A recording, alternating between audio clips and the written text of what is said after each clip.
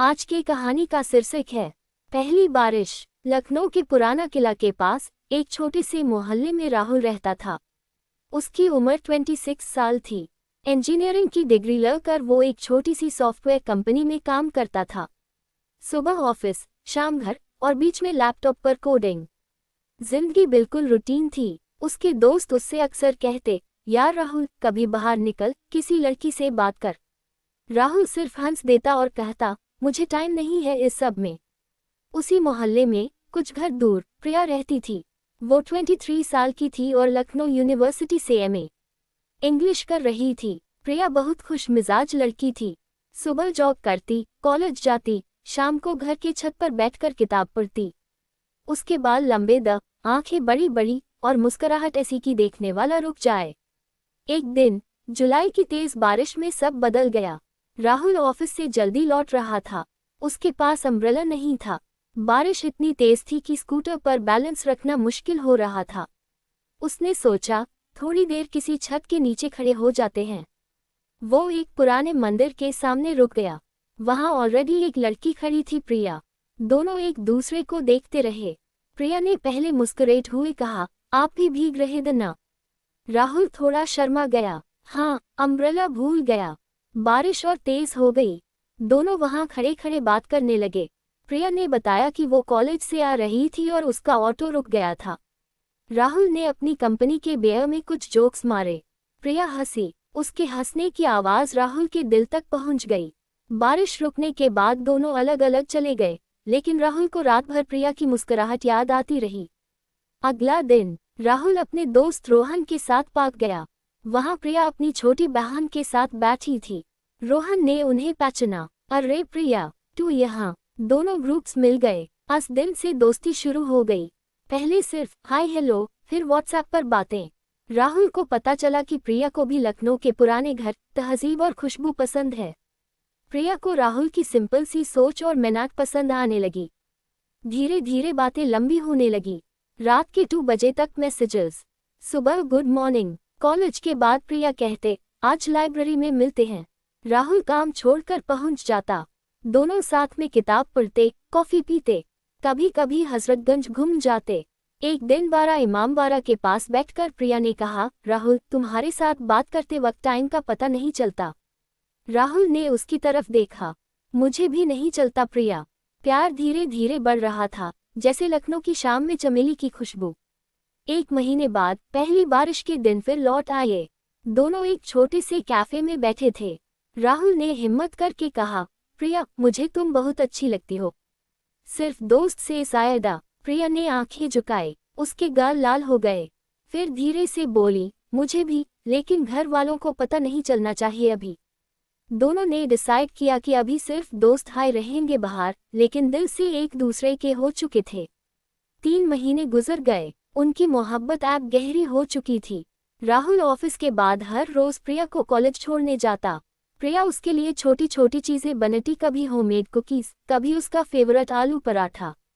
एक दिन प्रिया ने लिखा था एक छोटी सी कविता राहुल के लिए। बारिश की बूंदों में तेरा नाम, हर सांस में बस तेरा हाय इंतजाम। तू है तो दुनिया रंगन से भरी, तू नहीं तो हर पल वीरानी सी। राहुल ने इस कविता को अपने फोन में सेव कर लिया और रोज पढ़ता। लेकिन जिंदगी इतनी सिंपल नहीं होती। प्रिया के घर वालों को शक हो गया। प्रिया का बड़ा भाई अमित लखनऊ पुलिस में था। एक दिन उसने देखा कि प्रिया बाहर फोन पर बात कर रही थी और मुस्कुराती जा रही थी। उसने पूछा, किस बात हो रही है इतनी देर?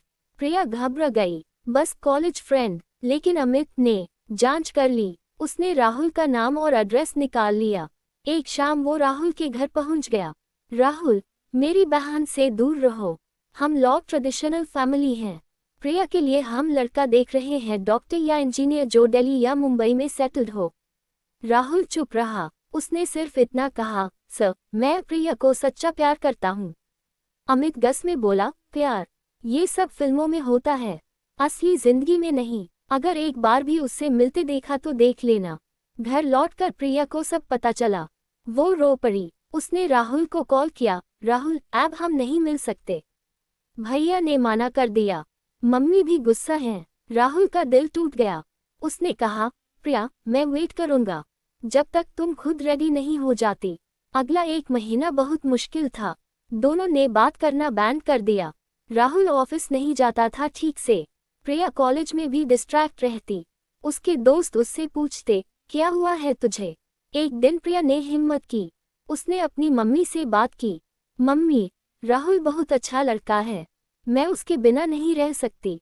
मम्मी ने कहा, बेटा, हम लोगों की इज्जत का सवाल है, लोग क्या कहेंगे? प्रिया ने जवाब दिया, लोग क्या कहेंगे वो एक दिन भूल जाएंगे, लेकिन मैं जिंदगी भर पछताऊंगी अगर राहुल को खो दिया तो।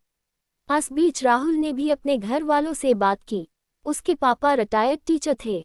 उन्होंने कहा, बेटा, लड़की अच्छी है तो हम मिल लेंगे, पर फैमिली को कन्विंस करना पड़ेगा। दोनों तरफ से फैमिलीज को एक दूसरे से मिलाने का प्लान बना। प्रिया के भाई अमित को भी माना लिया गया क्योंकि वो भी अपनी बहन की खुशी देखना चाहता था। एक सुंदर अक्टूबर के दिन दशहरा के आसपास दोनों फैमिलीज एक छोटे से फंक्शन में मिली। प्रिया के घर के आंगन में बैठकर बातें हुई। राहुल के पापा ने प्रिया के पापा से कहा, हम आपकी बेटी को बेटी की तरह रखेंगे। प्रिया के पापा ने मुस्कुरा कर कहा, बस एक शर्त है, दोनों को अपनी जिम्मेदारियां समझनी होंगी। सब मान गए। फिर शादी की तैयारी शुरू हो गई।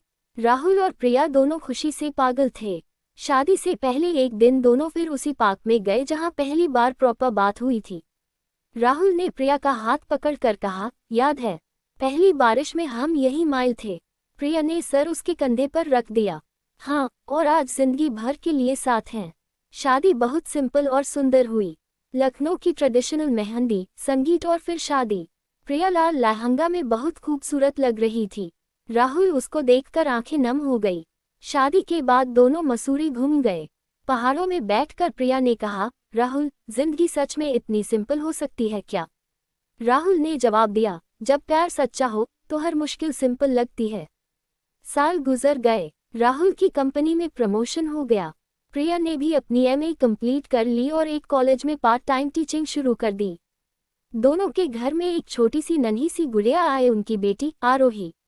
आज भी हर बारिश में राहुल प्रिया को याद दिलाता है इस पहले दिन को। प्रिया मुस्कुराती है और कहती है, तुम्हारे बिना ये बारिश भी अधूरी होती।